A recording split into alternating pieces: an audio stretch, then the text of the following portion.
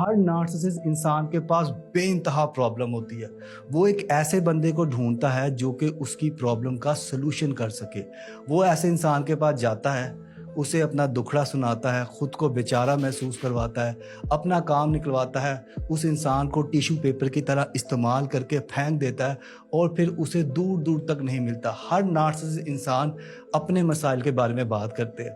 گفتگو چل رہی ہو آپ کے ساتھ ان کی, وہ اس طرح کی بات کرتے ہیں جس سے وہ لوگ اپنا سارا کا سارا دھیان, ساری کی ساری توجہ اپنے مسئلے کی طرف لے جاتے ہیں. اور اگر سامنے بیٹھا ہوا انسان چاہے جتنا مرضی پریشان ہو, وہ اپنی پریشانی کو بھول کے وہ اپنی